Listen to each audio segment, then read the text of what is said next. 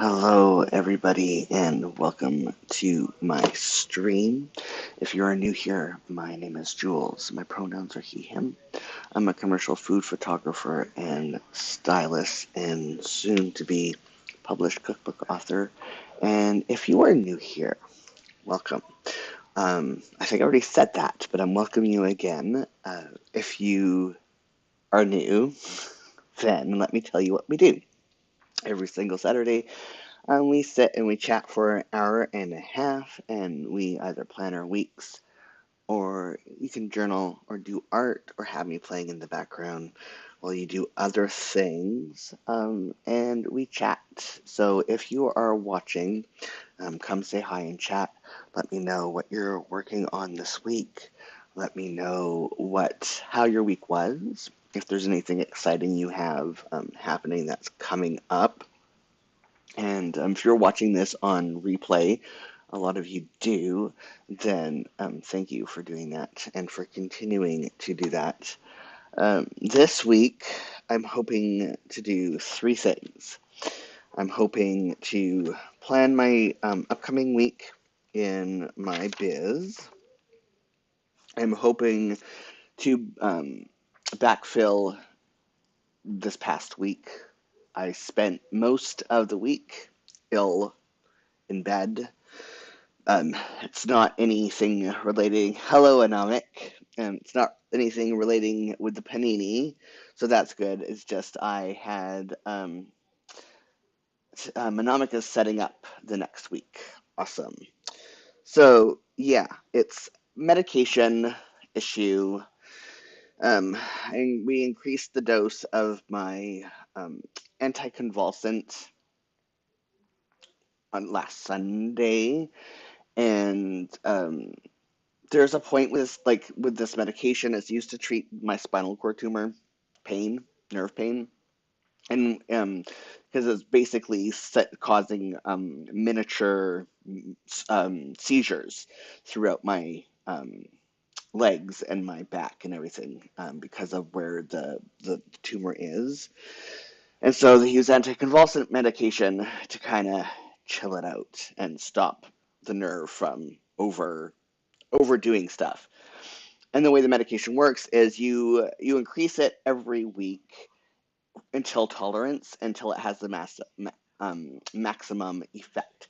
And to figure out what that maximum effect is, you have to increase it as far as your body um, cannot tolerate it, and then step it back to the dose that you tolerated. And Namik is saying, "Oh no, sorry to hear that. Yeah, it sucks." And so it's basically just really, really bad nausea and vertigo. And the past couple days, I've been waking up feeling fine, and then as soon as I eat, I'm back to being trash. So I still got some stuff amazingly accomplished this week while I was stuck in bed because I couldn't sit with the dogs on the couch. Like, the room was spinning too much for me to deal with sitting up on a couch, or even at my desk. I had to work in my laying down in bed. So first, the things I want to do this week is set up my upcoming week, backfill what I did this week, even though most of it is in bed ill, and then because I don't want to get too far behind on decorating my days, I would especially since I'm doing a new way of decorating, I'm hoping to at least get 1 or 2 pages of my days decorated. So that is my plan for today. I still have to um, backfill my first week of the weekly section for January, but that can wait. So yeah, this coming week, let's see if I can do this without mistakes with my new color scheme. I still have to um, find a cup that I like, to incorporate your idea, Anamik. And I guess saying not on your B-Day week, sad face. Yeah. Speaking of my B-Day week, the first 2 packages have arrived to my office. I picked up the first package. The second package is still waiting there because I'm going to wait until the third package arrives before going into my office and picking up because the the what's the word I'm looking for? The temptation to open it without all three pieces has been very difficult. I had to hide the first part of myself so I wouldn't give into temptations. And the trick is going to be to remember where I hid it because I'm really good at hiding things, like even on myself. So, because I placed it in a place that is safe. Um, oh, my office isn't open on Saturdays, so there would be no way to deliver it. Yeah, the office is locked, so the delivery would have to wait until because there's yeah, that would have been nice if they had shipped them all together too. I think so. Yeah, so and there's unless the delivery person was ridiculous and decided to leave it outside of a locked business place because it's an actual physical office building with a receptionist or yeah, I guess they're still called receptionists and everything. And normally packages get handed to the receptionist, and they keep them at the desk for me. So, so yeah, maybe it was yesterday. Okay, then I'll have to check my I will have to email my receptionist on Monday and ask if the other package arrived because she normally emails me as soon as my mail comes in to let me know that I have mail to pick up. So, um, yeah, hopefully it was yesterday and not today because, and then I don't know if I can wait a full week until the stream. I will show everyone on the stream, but I'm not going to. I'm telling you all now, I'm not going to wait a full week to, and yes, yeah, a full week to um, unwrap it. Oh, and then a fun thing that I completely forgot I was supposed to do last week was to go and update my provincial identification, which is photo ID, which is tied to your health card. Um, you can go ahead and open it when you get it. Thank you, Anomic. Um, so I have to do that on Monday. I have to go to the bank on Monday. I have to get blood work on Monday. Monday is an errands day, so that works out perfectly. B010. Okay, do not roll away. No, the first one I grabbed. It is this one. So yeah, Monday I have running around to do, and I have to get my monthly blood work. What else do I have? I have a meeting on Tuesday. I What else do I have happening this week? Um, did I put the meeting in my months? Yes, I did. I'm hoping um, to get back into my regular. Wait, is that what I did? No, I did it all the way to the top. Okay, that's fine. My regular workout schedule, even if I do my exercises at like 80% of the normal weight, because I mean, a lot of people don't understand it. My partner doesn't understand it, but I get really grumpy when I can't exercise and when I go like more than 2 days. I can take a 2 day break from exercising, but if I take more than 2 days, I am so miserable. It says your package was delivered without signature today at 2:50. The image shows them holding a door open, but maybe they left it inside. Okay, so maybe they were able. Okay, yeah. So they probably just left it on the floor because there are. Hmm, yeah, I don't want to. Maybe there was somebody at the office to let them in because there are people that um, are there on the weekend, or maybe they have a fob to be able to let themselves in because some delivery people have the key fob to be able to just like unlock the door and drop packages off on the weekend. So I could get it over the weekend, but I'm not feeling well. So, okay. As long as the picture shows that they open up the door, or that they were able to open up the door and leave it on the inside, then I am not too concerned about it. So, interesting news. What's my priority going to be for the week? I think I'm going to leave that. Um, about my sleep apnea update or therapy, um, is I have now reached the point in my CPAP therapy where my body has realized it is safe to go to sleep, and I'm not going to wake up gasping for air in the middle of the night. So now all my body wants to do is sleep and pay off my sleep debt, which is going to take months.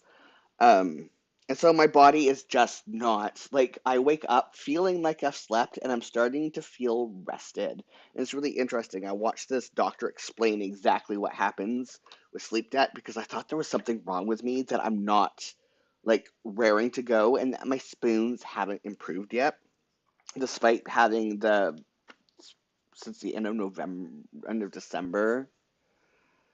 So 2 full months of CPAP training. I'm like, why, or therapy, why don't I have spoons yet?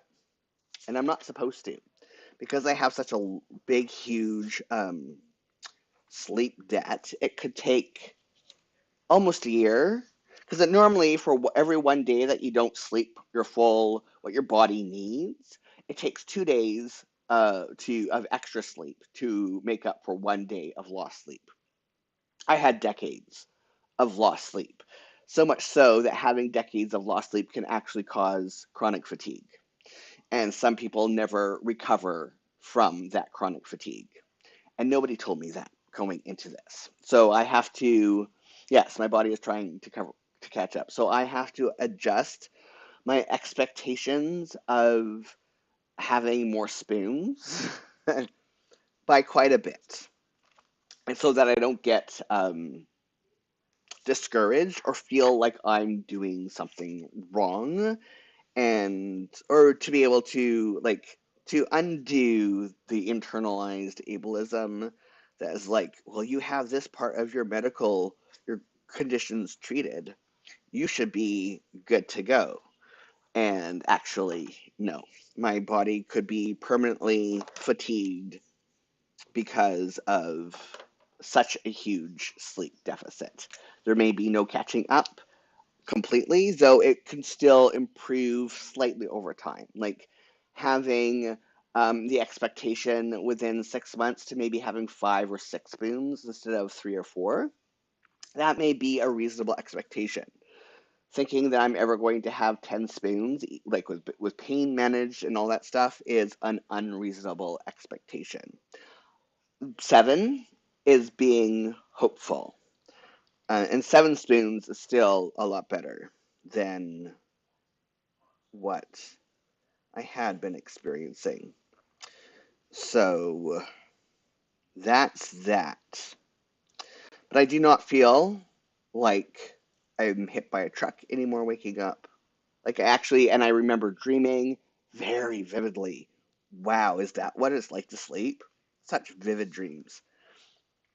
And because you don't dream when you have sleep apnea, which is also causes a whole bunch of problems.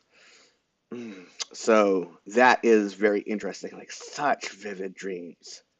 Like the stories my brain tells itself now are just amazing. And I'm not having any long periods of wakefulness in the middle of the night. And if I do wake up early because of a noise or whatever, say 6:30, like I immediately fall back asleep, and it will be like 9 a.m. and my partner is waking up like, oh my goodness, I have a meeting in an hour. We're late. We got to get going. Otherwise, I could probably, if there was nobody waking me up, I would probably sleep till noon easily because I'm still like, well, I know I've slept. I feel rested, but I could easily put my mask back on and go back to bed without without a without a care. Gotta check what time my meeting is on Tuesday. Um, Anamika is saying, especially when my kids finally slept through the night, I never caught up since. That's also a real thing. And my youngest, because of his neurospicy, is what we're now calling neurodivergent stuff. I just like it. So when I said neurospicy, I'm talking about different types of neurodivergency. Um, this is my meeting is at, I think it's at 1.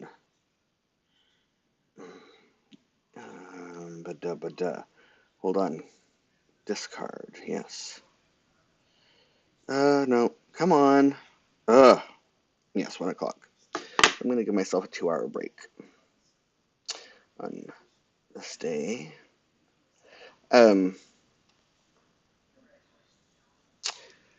So my youngest didn't start sleeping through the night until he was almost 4. And let me tell you, that was that was an exercise in patience. My oldest was sleeping through the night by like a year and a half, which some people are like, oh, that's a long time.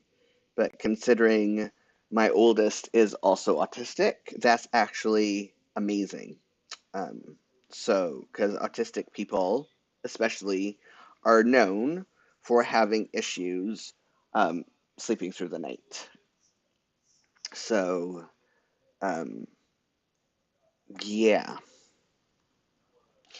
And so, cardio.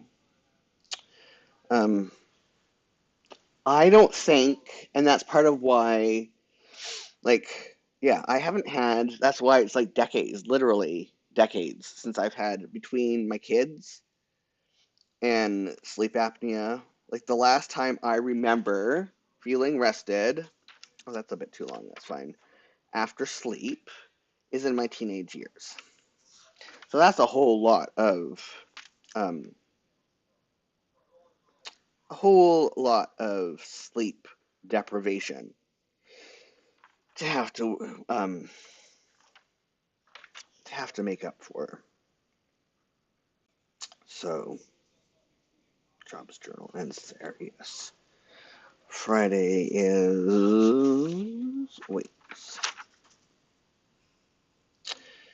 Um. Oh, want to hear another sad panda thing that happened this week? Because yesterday I was hoping to get a full day of work in, but one of the things that keeps the dogs settled while I'm working is I'm having the TV on and playing just lightly in the background because the noise of people talking tricks them to thinking that I'm in a meeting.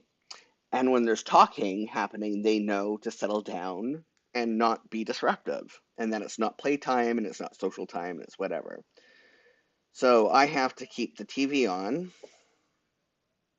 I'm just going to put 2-hour blocks um, to get them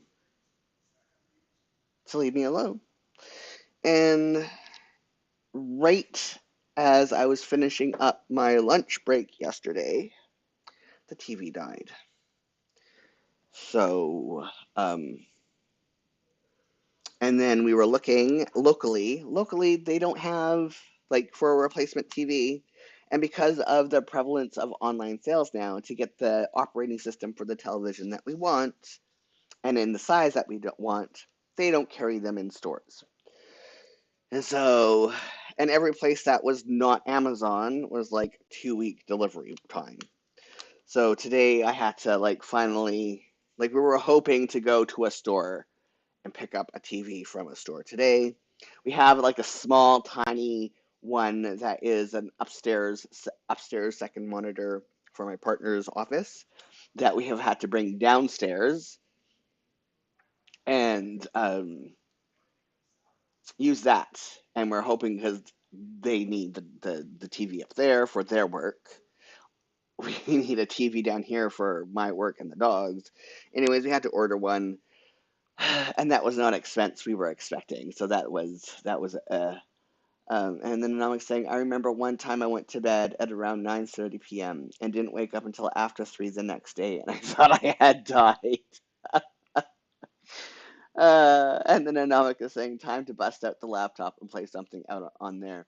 So that doesn't work because the laptop is used for work. Like right now, my laptop is this is how I'm watching chat is like over there off screen is my laptop, and my like actual DSL mirrorless is what's doing the stream because I have my phone here.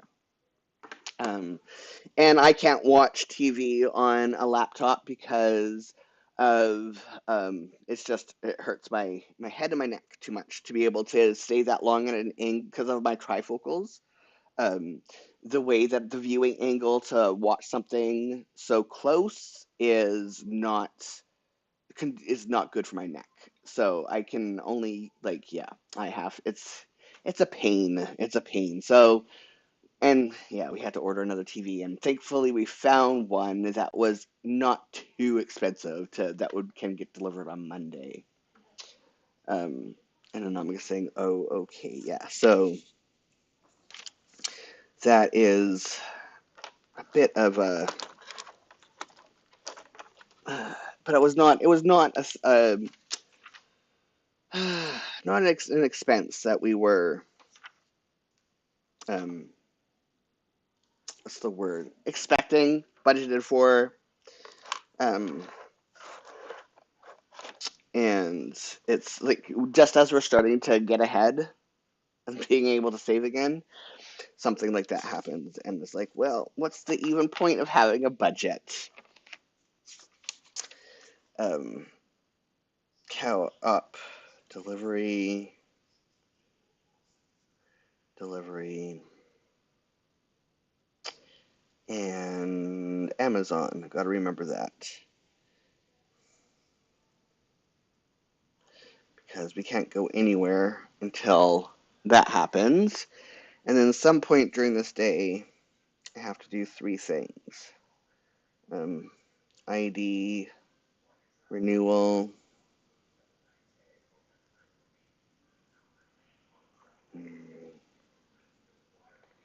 blood work,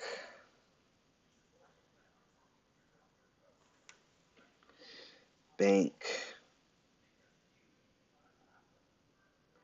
and office.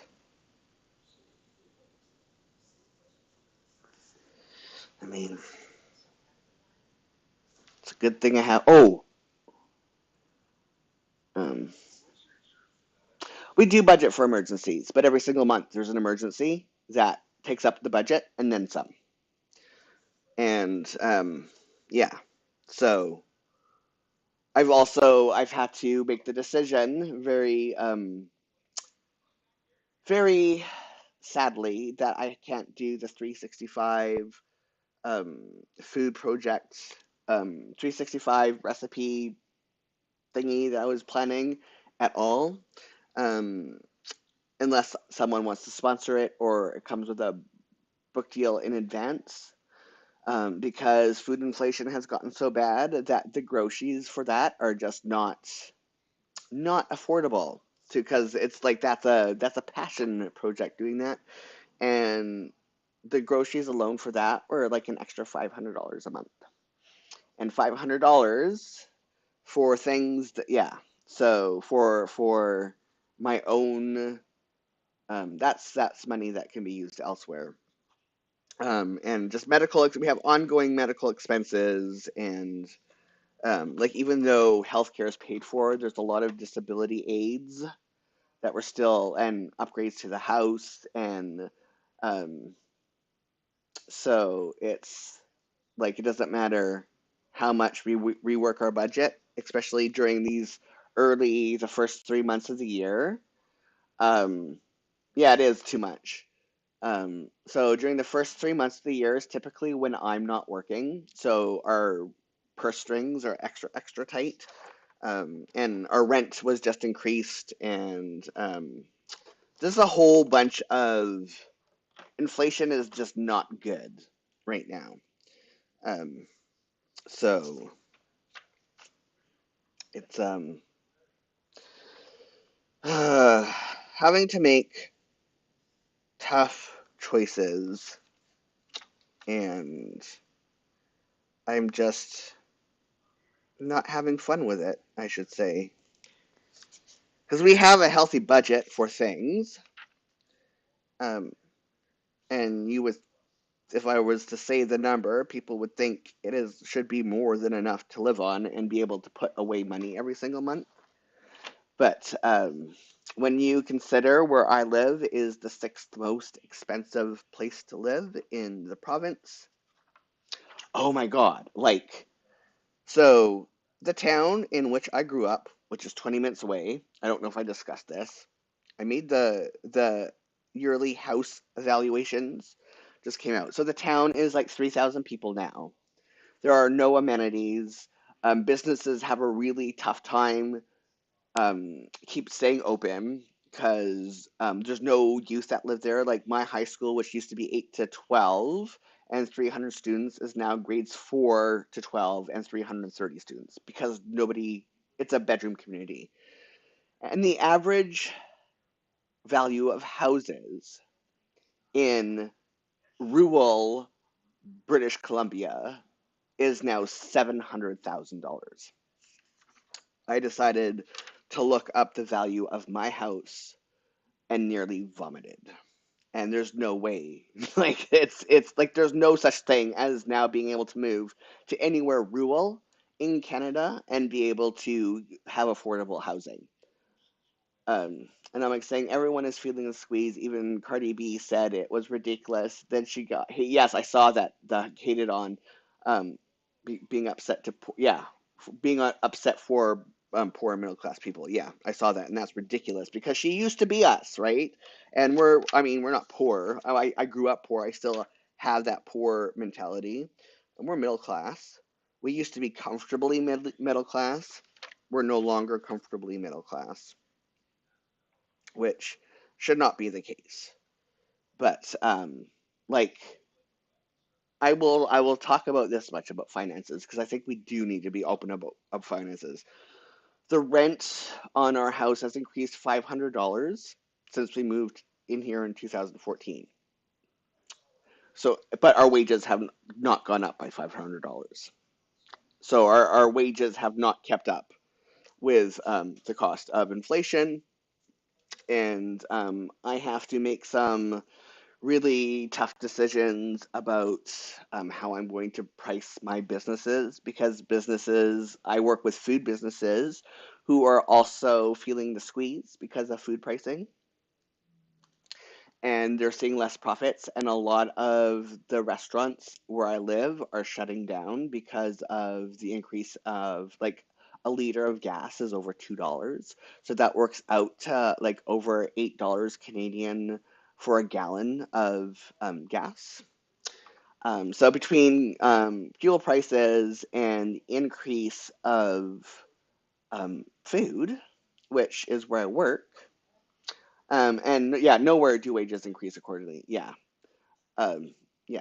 So between food and gas increases, I don't think food businesses can even afford my services. So like I think this year I'm going to have a lot less business.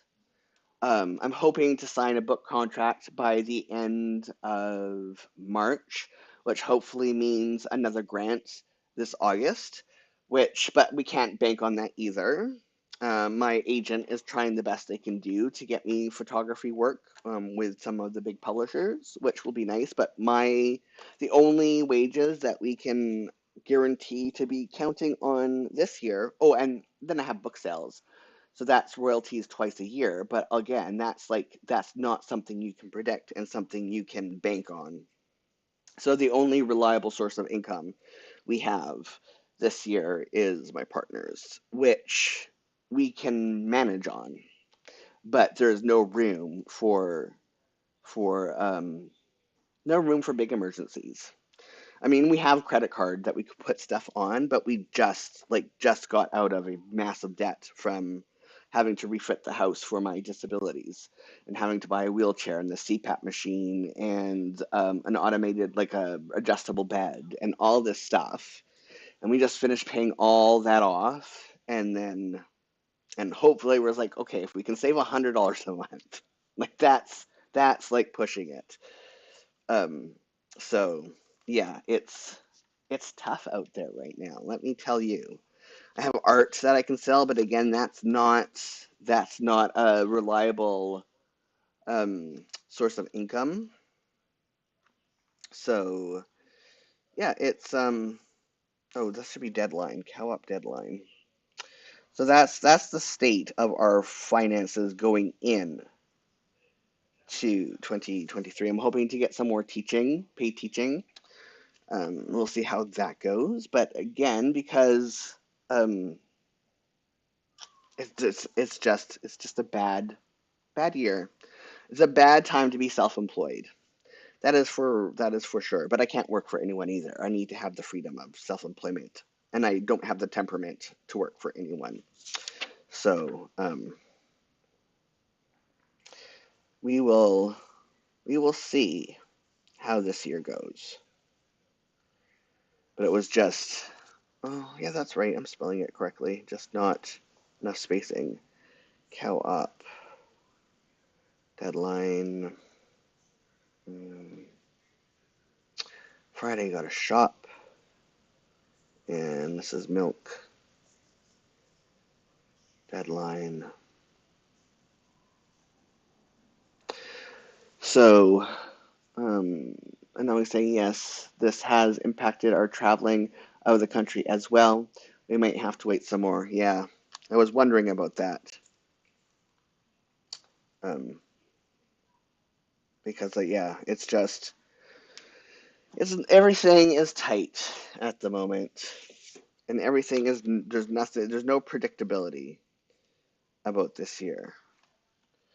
I mean, and can you imagine a house, the average price of a house in a town of 3,000 people being $700,000?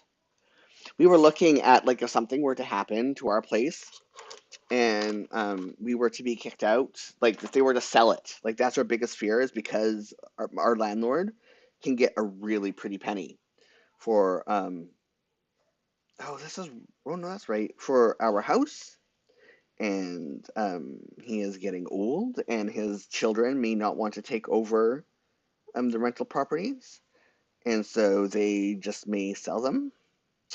And wait, that is wrong. Oh well, I can fix that.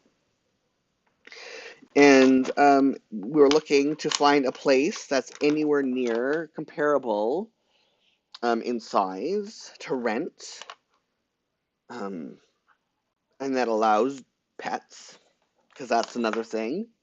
We are looking at $4,000 a month. We cannot afford $4,000 a month for rent. I don't think anybody can, unless, yeah, middle class people cannot afford $4,000 a month in rent.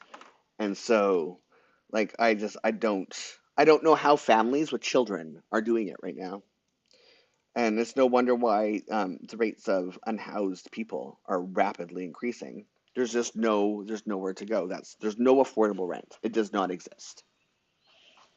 Um, I'm seeing like, and now I'm saying that is Washington D.C., New York. Yeah, New York City pricing. Yeah, in Vancouver, it's even worse. Like Vancouver is the most expensive place in BC. We're the sixth most. No, Victoria now on the island, which is 300,000 people. You're looking at like, yeah. Anyways, it's it's tough out there. And so I don't think about the housing situation until my partner brings it up because they think about it all the time. That's one of their largest sources of anxiety is what if our landlord decides to sell this place because he could walk away with a small fortune for our house that was worth pennies when we moved in here and now is worth a, is was yeah, it was low six figures when we moved in and now it's seven figures. So it's ridiculous. Never thought I could say that I'm living in $1 million home, but here we are. Here we are in small town. Like it's not even a big city. Like the Cowichan Valley isn't tiny by Canadian standards. It's small by American standards. And good luck finding a house under $1 million where I live. If you're wanting to buy, good luck. What does it? Why? Oh no, I'm gonna keep thinking about what my focus is going to be. So, if you have, I hopefully it's on Amazon Prime everywhere. I know, like saying that recently happened to someone in the UK. Their landlord decided to move back in, and the rents all around had jumped by $800. Yeah, our rent would yeah. It's a lot. It's a stressful situation. Like, and everyone's like that. Like, our vacancy rate is less than half a percentage, and so it's just like everyone is like hoping nothing happens to where they're living because if they have to move,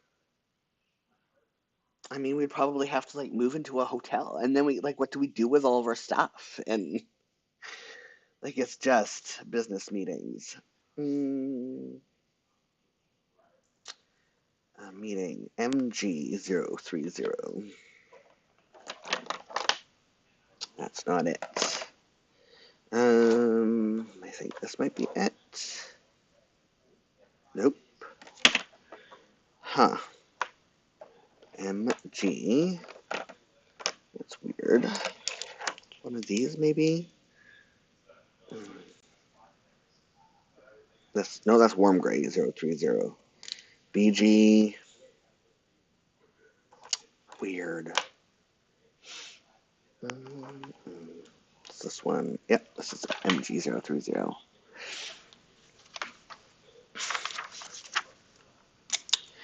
So, yeah, let's hope my book sells really well and I make some really good some more really good lists um and my first royalty check. I've not only paid back my advance, but there's some money for me. Like that would be nice. And so yeah, as I was even like this whole situation, even though I was sick in bed for most of the week, um, what's the name of the meeting? CBRC. Um, I finally wrote up the proposal. Thankfully, it was a shortened version that my publisher needs for a follow-up gardening book to my cookbook. Sent it off to my agent on Thursday, and for them to review within the next couple weeks for their feedback. Then we're going to discuss negotiation strategies, and then I send it off to my publisher, and hopefully we'll have a contract also signed and I have to write two books this year. Like that's one of the things that is probably going to be part of my business strategy is writing income, even though it's like there's a big delay between signing of a contract and when you start seeing money. Um, that's going to have to be a big part of my business model and focusing less on local food photography, which is my favorite, and more on my agent, hopefully getting me work with publishers and getting steady income that way, because book publishers always have money. That's not an industry that's going to dry up in any time soon. So I have to do my breakfast. V0. That's not it. But that's still, it's like, it's one of those long game things. Would I ever self-publish? Not the type of books that I do. I know self-publishing, I would still have to, like, I would hire an editor. There's still costs with self-publishing. I would have to pay for marketing. I would have to pay for things that I currently do not have to pay for. And even though, so, I mean, it's not always, I know a lot of people that get lured in. Like, I'm not saying there's nothing wrong with self-publishing, but you still have to have, like, it's more work than if you have a door into traditional publishing. There are some things that I may still self-publish. Um, so it's not a door that I've closed, and that will come after a discussion with my literary agent, for them to be like, yeah, I think I can sell this book, and this is what I think I can sell it for, versus I don't see a market for this. We can either shelve it or you can self-publish it.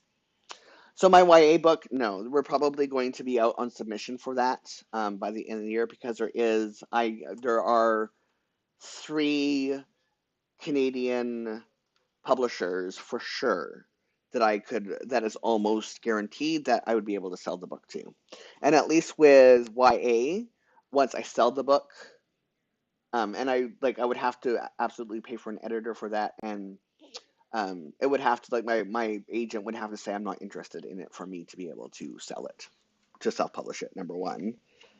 But there's definitely the ability to sell it, and to sell it for a fair amount of money. And so, like, the time frame for that is, hopefully by the end of the year, we will be out on submission with that, because I still have to finish writing it. Um, and there's a pause on that until my lit agent can get back their edit letter to me, for some developmental, if there's any developmental changes they would like me to make to it to make it more saleable. And then we come up with a submission, like, not a package. Um, we come up with a submission strategy, like, a list of publishers and imprints that we want to pitch it to. When is the stopping point? When do I want to say, okay, I'm done with this, I want to self-publish it? Um, and then I would have to pay for marketing and a proper copy editor, which is a few $1,000s for the copy editor. Um, and then, but we're waiting on that. Like, we want to wait and see how well my cookbook does before we think about putting it out on sub. Because if my cookbook does as well as the booksellers predict it will do, then that will give me leverage in negotiations with a publisher, to be able to get a really nice advance on that. Um, and so, and I will have more bargaining power after my cookbook is published. Then, and so, and even if it goes the self publish route, if my cookbook does well, then it gives me more power. It will be easier for me to self-publish. And so it's still like publishing, regardless if you self-publish or not. It's always a long game, right? And to not it for it to not end up on one of those, "Ew, this is a horrible self-published book," and have that reputation. Like a lot of the horrible self-published book is because people did not even like hire developmental editors. They didn't even hire a copy editor, and it's riddled with mistakes, and it's just not really like it starts where it shouldn't start, and it actually is not like it's not well produced. And they didn't hire like you have to hire a cover designer and all this stuff. There's still costs. It can be quicker out the door than going the traditional route, but there's still cost to it if you want to do it right. um BG, come on. And they're not small costs, so that's what we're the time frames would be the same, because like I have to. Is this the right color? It doesn't seem right, but I'm gonna. It is okay.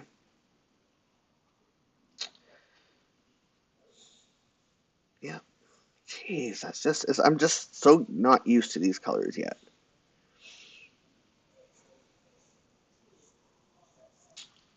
Um,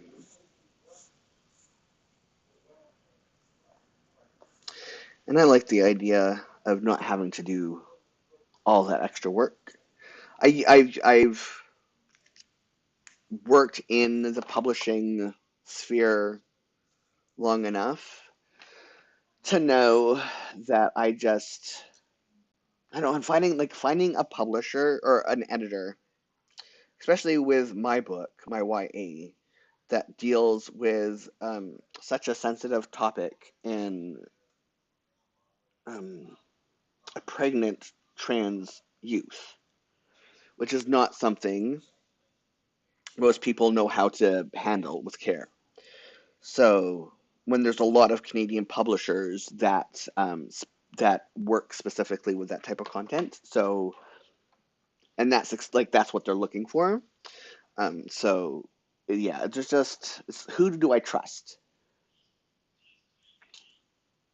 Anomic's saying it still seems nice and light, the colors. Yeah, like even with the colors on the back, it's they're not bleeding. There's very limited ghosting, if any ghosting at all. Like the ghosting is pretty much non-existent on the biz paper. I like there's a part of me that if I didn't need to see some clear differentiation between the sections, I probably wouldn't even like, even though the outlining works well. I mean, and I need it for the at a glance stuff. Like I just like how the color is just barely there. I still don't know what I'm gonna have my priority for next week. I think I'm gonna wait on that. Um, um, what else do I have to do? I have to do my write-in. So what is writing? I need, I think, like a post-it or something to writing CG020. And I think I just had that in my hand. That's GG. Warm G. Warm gray, I mean. CG, come on. BG. Of course, it's always the last one you pick up, because that's how it works. I am excited, though, that if I have this contract signed, and I'm like, it feels like tax season was just here, and now it's back again. Yes. Yep, I was just having that thought yesterday when I was working on the budget, doing the preliminary grant budget for the gardening book, and I had to write up like do the math of all the supplies that I have to buy for the developmental stage of it. And is also part of the negotiation strategy to be able to say this is what I have to spend. So this is the bare minimum advance that I need to do it. And then it got me thinking soon I should be getting the tax receipt from the Canada Council for the grant I received. I need to start doing, like, making sure everything is in QuickBooks and my accounting is all right so I can do my taxes. And I just feel like I was just doing this last year um, from my business taxes. So it's that time of year almost again. And yeah, and my book's gonna be out soon, and like press is starting for it already. And it was like, but May's still like 4 months away. May's tomorrow. There's not much time between now and May. And I think, you know what? I am going to make my CG, Michigoi. So I got to double check that. I think I'm going to make writing my priority this week because um,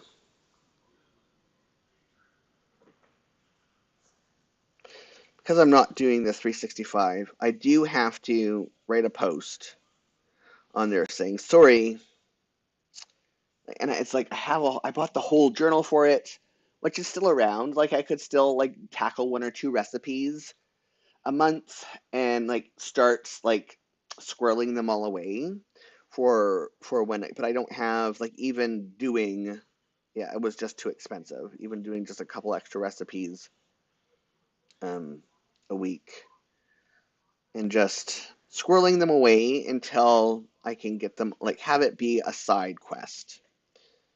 And then but I do have to do a post saying sorry, this isn't going to happen this year because of inflation. It's already gotten way too expensive. Um, I, um, it said your book will be delivered June 1st. I said, why so long for the cookbook? That's funny. That is, I mean, but it feels so long. It does. Like, I understand that. Like, I still have, like, oh my God, it's never going to happen. Like, I'm going to be waiting 100 million years. Um, priority right. But I know from when I was developing the book, that was just like it will go by for nothing. But the reason why it goes by for nothing is if you're busy. So I have to figure out how I'm going to keep myself busy in the meantime, like priority rate. So I think working on my YA and coming up with other books in. So yeah, I was going back. If you have Amazon, if it's on Amazon outside of Canada, watch Three Pines. It is a murder mystery series for like fans of Agatha Christie and some other murder mystery stuff.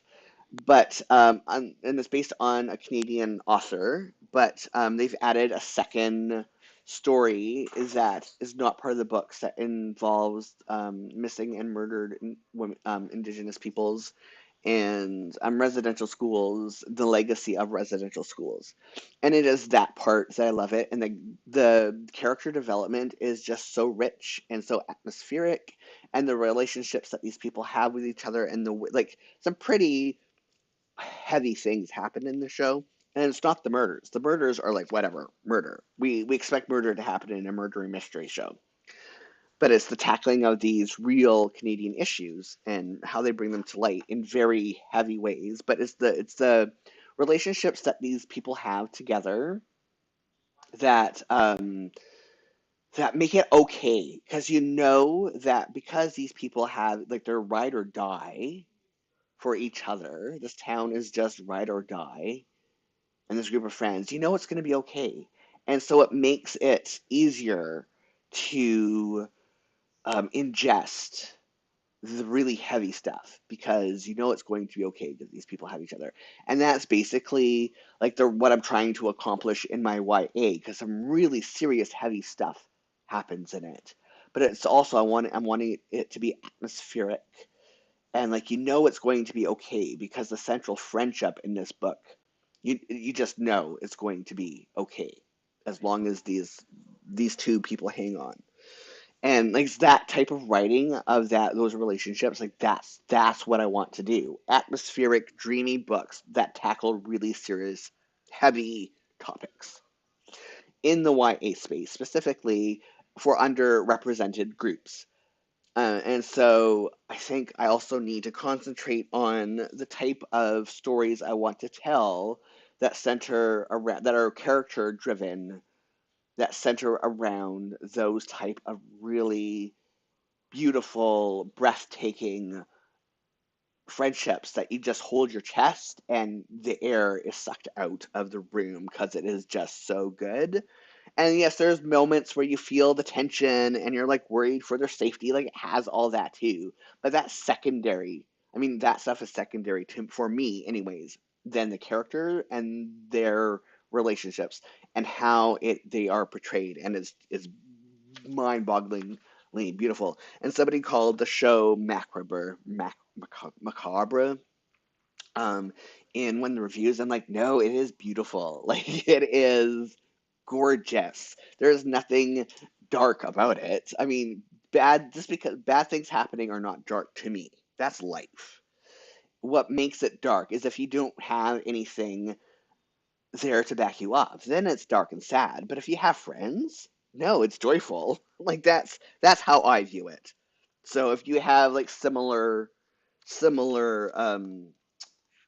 wants in a story, then Three Pines, it's gorgeous. It's absolutely gorgeous. And I was surprisingly shocked. I was hooked in it. Like I put it on my list because of the indigenous issues that it tackles, and it's like I was not prepared for just how gorgeous. Um, Social media creation GG010. How gorgeous. The portrayal, like the portrayal, not betrayal, portrayal of those relationships are. Okay, where did that go? Nope, that's not it. GG010. I had it in my hand. Um, and it is a good mystery, even though it follows the typical mystery formula for that part of it.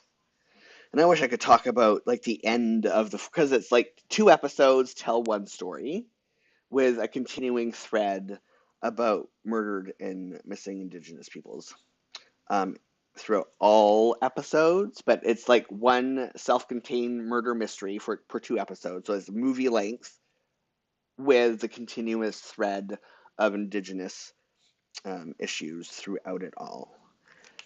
And so it's a interesting format in that way, and it's really good. Live plan with me.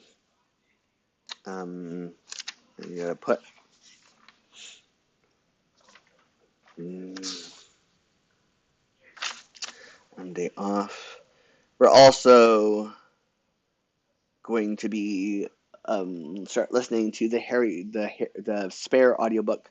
I have the physical copy to read along with it today, and we also Monday's my day off. We're fitting it in as well because every time that's gonna be hilarious. Monomic is saying I was watching the 60 Minutes episode with Ina Garten, and some of the comments spoke of how surprised they were that she calls herself a nervous chef. Huh. I don't think that is. She says she never cooks without a recipe. Even her own, she has to measure everything. That is fascinating to me. So I would always call myself a nervous chef because I'm always worried it's not going to turn out well, despite the fact I know how to cook with or without a recipe.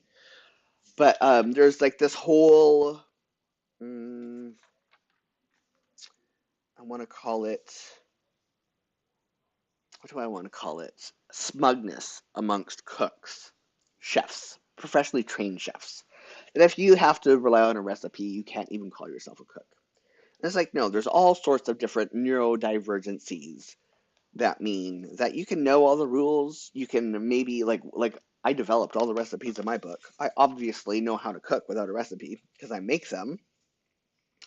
And the really only difference is that recipes you can get the same, like, are replicable and anybody can do them. That's why they exist.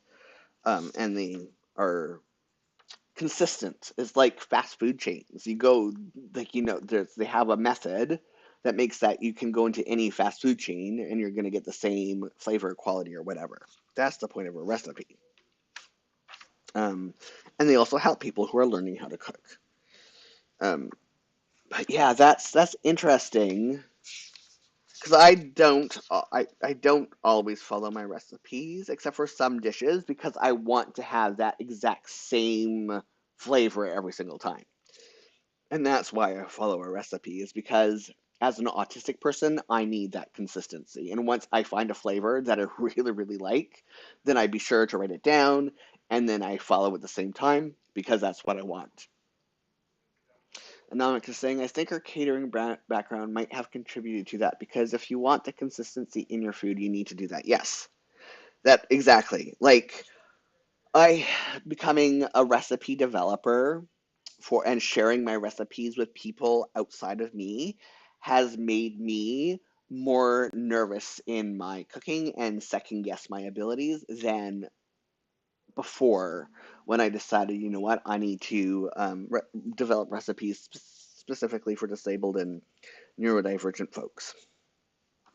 Um, so that absolutely makes sense to me because that has been my experiences with my with how often.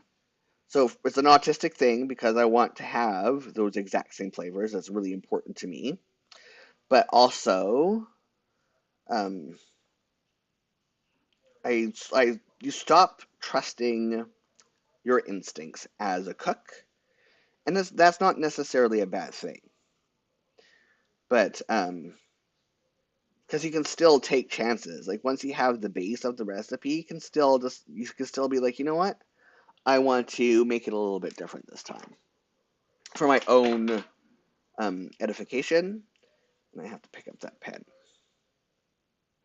And so that's oh shoot. Sorry. I did not mean to push my chair out so far as to hit the overhead stand. That is, hope my camera is on. Um, that didn't change it too much, I don't think. Okay. um, so yeah, and it's like same with restaurants. Like a terrible restaurant is a restaurant that their cooks do not follow a recipe. Because people will go in and be like, oh, I really like the way this soup is made. And then they come back the next time and they order that soup because they really enjoyed that experience. But then it doesn't taste the same. And they're like, ugh, gross. Like, what the hell? Why did I ever come back here? And that's why they get bad reviews, is because their food is not consistent. And it's great if you want to experiment in your own home and be like, ooh, look at me, I'm all fancy and I know how to do things. And I have every single rule memorized. Um, but you want to keep people coming back for more. You need to be able to prove that you can consistently produce the same results. It's the same with photography. I experiment a lot in my photography, but I also have rules that I consistently follow when I'm presenting my work because I know that if I follow those rules, I'm going to get the consistent results that I am hired specifically to create. Anamika is saying she also said she will give her recipe to someone and watch them make it. One person started adding garlic to one, and she asked why, and they said cloves, but she meant the spice, not the garlic. Uh, uh, that's funny. That is funny. Yeah, no, that is really funny. Yeah, that's why you have recipe testers. I had people like you're supposed to like I can always tell when I buy a cookbook if the cookbook actually had made use of recipe testers, and which ones did not make use of recipe testers. Because recipe testers let you know where directions are not clear, when they're too, where they're beyond the grasp of an everyday home cook, where things could be clarified, and that garlic thing is a perfect example. Um, and so it's good that she has like that is you're supposed to have like a good cookbook is tested, and it's tested thoroughly for not only ease but also clarity, and for the ability to cook the same thing over and over again and get the same results each time. So duplication, ease, and clarity is why you have um, recipe testers. That was my day off. So admin was 1 hour. And a lot of people don't do that. They think they can. So yeah, the marketing copy, one of the things that it says is that the recipes are thoroughly tested, because it is important to know that they have been tested and that a variety of different disabled people tested my recipes to make sure that they work as I claim with a variety of different disabilities. Anomic saying, yes, a certain cookbook that shall not be named had 8 quart of water and 6 lemon to make lemonade, and I was just shaking my head. That reminds me of, so the 365, none of those recipes were tested. And I don't think that was, like, it had 3 pints of milk or cream to 2 pints of flour to make biscuits, scones, actually. But we all know that if you were to add only that little amount of flour to that amount of milk, you're going to get pancake batter. And I decided, well, I'm going to do it their way before I have to figure out how much flour I actually have to add to make an actual scone batter instead of a pancake batter. Because no, I'm not making no pancakes here. The recipe says scones. So I'm like, where did you even, like, what gave you that idea that you could do that ratio of liquids to flour and be able to get anything near replicating? Yes, soup scones. Yes, exactly. Like, that's not, sorry, but that's not realistic. Um, so, admin, yes. Um, is it really just the 1 hour? I gotta double check that. I have to have these side by side somewhere. Do do do. We're on. Yeah. So admin, and then I don't have. I'm just gonna do meeting for this next one for one of my clients' work, because it doesn't really fall in really in any other category what I was doing for this client. Or I'm going to put it in writing, actually. CG 020. There we go. Wasn't really writing either, but it makes the most sense.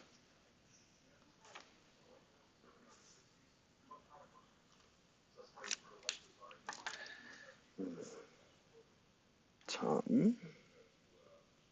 I think I want to try something new. I think I'm going to try this year.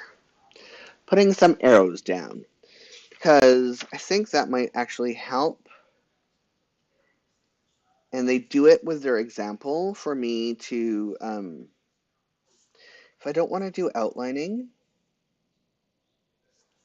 I think doing this may help me like see at a glance how much time I spend on each, if that makes sense. I might not like it in the long run, but I'm kind of liking not putting any outline on anything, like quite a bit. And that might actually do the trick for me to be able to do the whole. And then I was ill, so that is personal time. I think it's uh, 080. Yes.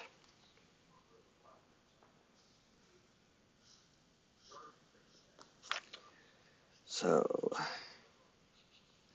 let's just try this as an experiment for a month or so. I like when Helen from Coffee Monsters Co. does that. Yeah, I like that too on hers. But every time I have tried it with my own stuff, I haven't liked it in my own stuff. But this is a new year, and it may, I mean, yeah, it may just be. I didn't do weights that day because I was ill, and I did some exercise yesterday, but I didn't do it on. I might not do it tonight. But that, I think that works, actually, for now. And I skipped Job's because I was not feeling well. Right in. This goes down. My hand isn't as steady as hers because she's like an illustrator. And she draws all the time. And I just have arthritis in my hands all the time. So that's different. And then this was ill all this day.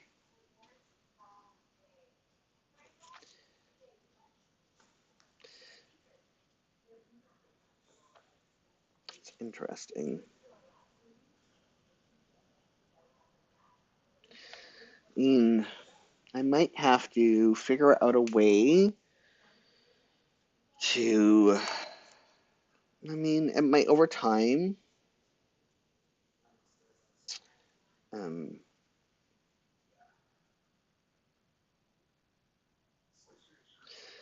the lines here, I might want to make just a little bit more stand out-ish. Does that, like, she uses a ruler too. Yeah, I have a ruler. I just don't have, I don't, I like things neat, but I don't have the patience for the amount of work it requires to bring out my ruler every single time, especially for the amount of times that I have to do the lines. So I don't know. I'd rather have it a little bit messy than spend that extra time with the ruler. So Wednesday morning or Thursday morning, all I did was write the proposal. So what color is writing again? CG020, this one right here. So in the morning, I wrote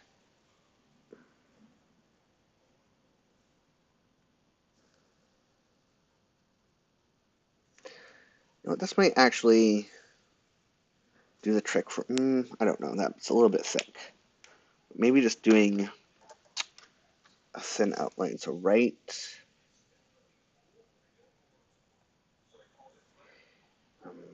down to here, and then spent the afternoon not feeling well.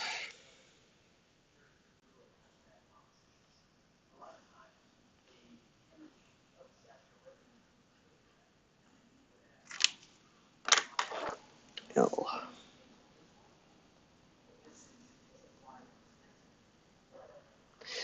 And then yesterday, I'm not going to get too much time to, I did admin all morning. Oh, that's right, the budget. And so, yeah, that took a while. So admin is what color? BG, CG,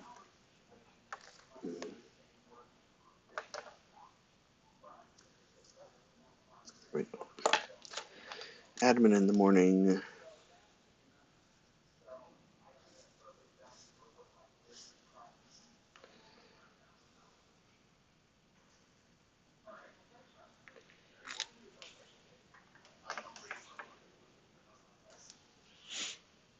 admin,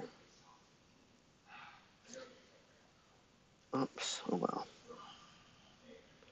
And then a TV exploded, and I had to deal with that.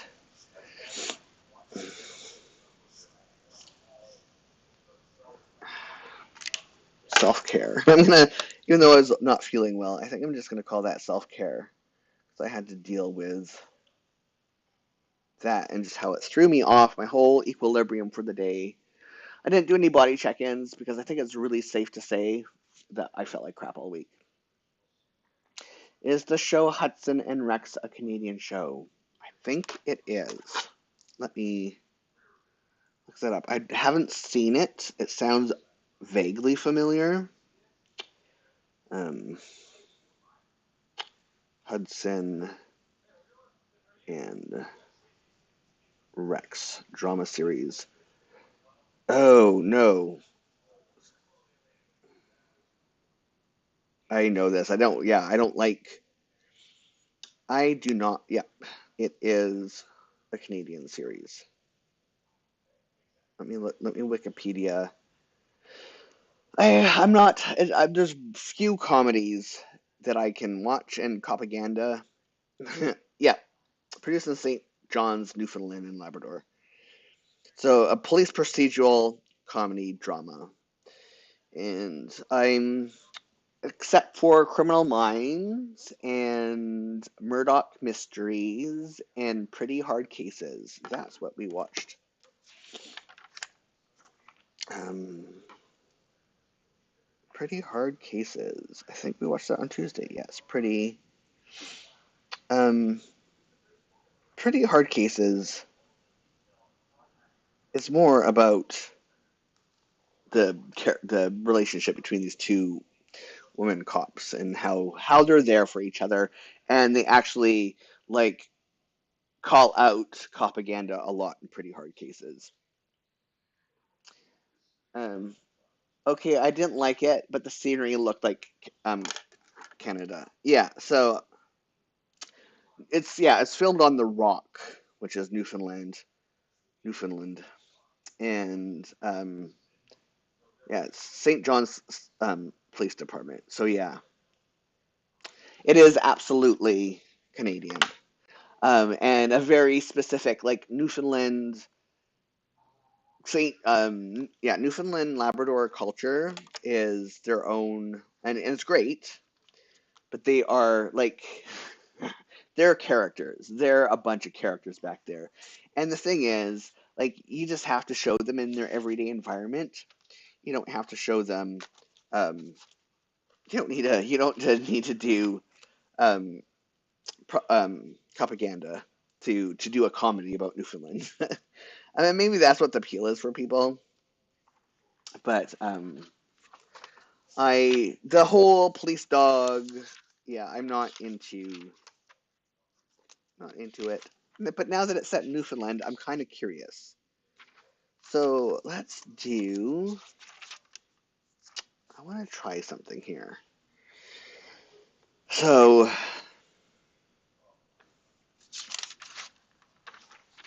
um, I'm not doing that. I just want to see playing with some different. Now that I'm not like taping the bottom anymore,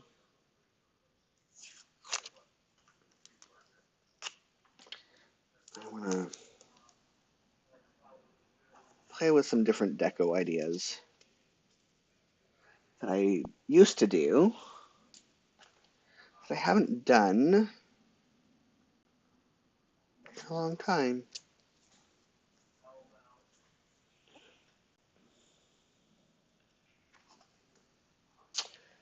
And I'm like saying, it also didn't help that the scenes just didn't work It felt extra fake, if that makes sense. It makes total sense. There is a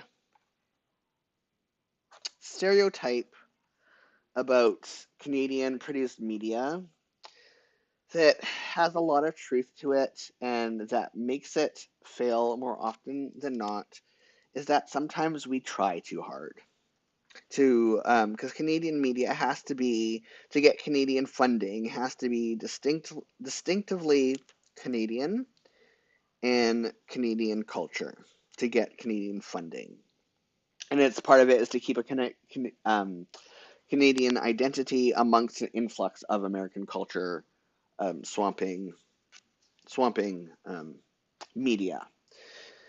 And so sometimes what some show writers do is they overplay into Canadian stereotypes instead of just letting Canadians be.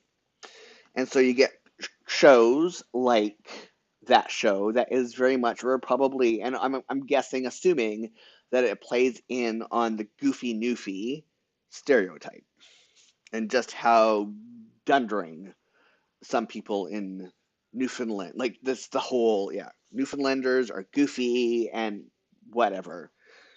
Then, if you were to watch Son of a Critch, is very Canadian. It's actually like based off of Mark Critch. It's on CBC. It's a comedy show. It's set in Newfoundland. It's based off of Mark Critch, who is a famous Canadian um, comedian and actor, and it's based off of his memoir. And it's really good, and it's very Canadian. And yeah, it's like it actually gives a true depiction of Newfoundlanders, and just their quirks and the things that make Newfoundlanders unique and amazing people. And it's really good. And it's not forcing the Canadian Anna. Same with shows like Transplant. It is amazing. It is Canadian, very, very Canadian. Um, Children Ruin Everything is another show that I think is also available to watch on American streaming networks. That is very much, it's really well written. It is very Canadian. Basically, if you were to watch any show on Run the Burbs is another really good Canadian comedy that is very much typical Canadian family. Um, Pretty Hard Cases is just a good spoof of propaganda buddy TV shows. It's a really funny, spoofy, um, and we're gonna call out police stuff in it. I still love Holmes and Holmes. Yeah, see, Holmes and Holmes is good, and Mike is a bit of a he's a bit of a character, uh, that's for sure. But I mean, that's kind of what makes it so appealing. Is Mark Holmes? He's goofy. I mean, and he's unabashedly goofy in a very Canadian way. And but Canadians, see, the thing is, we don't take ourselves seriously. Um, we're very. I mean, we're very. Yeah, we do not take ourselves seriously, I think, is the best thing that you could say about Canadians. And a lot of the stereotypes that you hear are based on a lot of realities. And um, some Canadian shows think they have to overplay in those stereotypes. See, that's going to cover it. Oh, that doesn't work out how I wanted it to. Well, that's good to know. But I can put it on this side. Yeah, they just play far too much in to those stereotypes, and it's off-putting, and nobody wants to watch it, not even Canadians. And that's why it was canceled. And then there's other ones that do really well at being Canadian, um, and having the stereotypes in it that everybody loves Canadians for, and that everyone makes fun of Canadians, even Canadians. Like we Canadians are very self-deprecating, and we know the things that make us ridiculous, and we love those things that make us ridiculous. Like, heaven forbid we take ourselves too seriously. That would be the worst thing on earth, is if we were to take ourselves too seriously. And We love good self-deprecating humor. So I think this, I have to pull different colors of the thinner washi. Okay, come on. Don't pull out.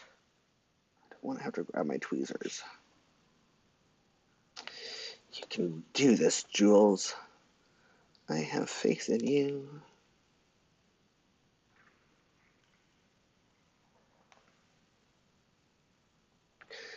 One thing, now that I've finished um, the um, and I'm like saying I've never heard you say a at the end of a sentence. Just thought of that because that is typically done by people who live in Ontario, and it's when you're asking a question. So it'd be like, do you want to come to the rink with me, eh? Do you want to, or we're going shopping today, eh? Um, I I hear Americans say a more than I hear Canadians say a, but it's because I live on the west coast of Canada where we hardly say a at all. But it is more prevalent um, on East Coasters, especially in Ontario. But if you were to watch Canadian media, you don't hear it all that often either, because that's a stereotype that is way too overly played, and it is very regional. And it's only done for questions to denote a question mark because we don't necessarily lift the end, like lift, rise. We don't necessarily have a vocal rise at the end of sentences when we speak them, so we add an A to make it clear that we are asking a question. And by we, I mean Eastern Canadian folk. Um, so, um, yeah, there's a lot of regionalisms that, like, there's this whole thing, and I hate it, especially when Ontario does. Like, sometimes people from Ontario forget that there's a whole entire other country. And so they will talk about everyone in the summer goes to the cabin. They have their summer cabin, and whatever. And that's not a Canadian thing. Like, I saw someone talking about the May 24 weekend, which is the official beginning of summer, Victoria Day weekend.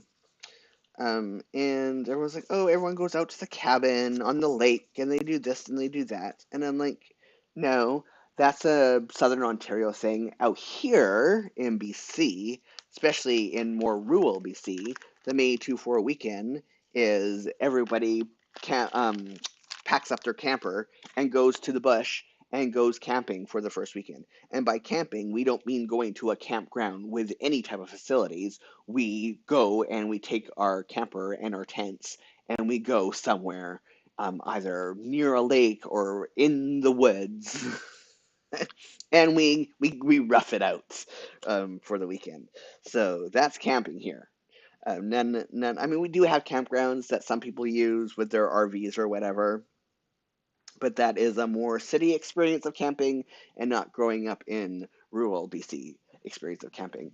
But yeah, camping is the start of summer, the camping season here. In Ontario, it's the start of cottage season.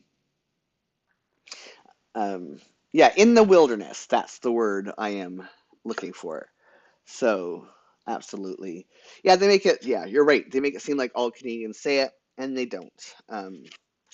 And every time I bring that up, there are some Canadians, Eastern Canadians, that get very upset about it because they forget that there's this whole other part of Canada that is not like them. Um, and we have our own things that we do.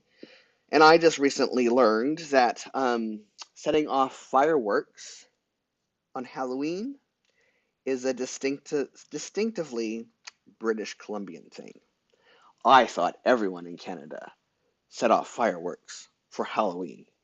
No, only us in BC are that extra that we need to set off miniature bombs on Halloween.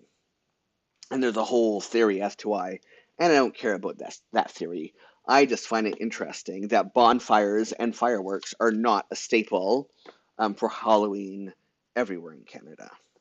And it's, yeah, we have those types of differences. It would be the same as expecting like everyone has their own backyard barbecue pit and like does actual like southern barbecue versus northern barbecue, where it's like what I guess some call grilling. We call it barbecue.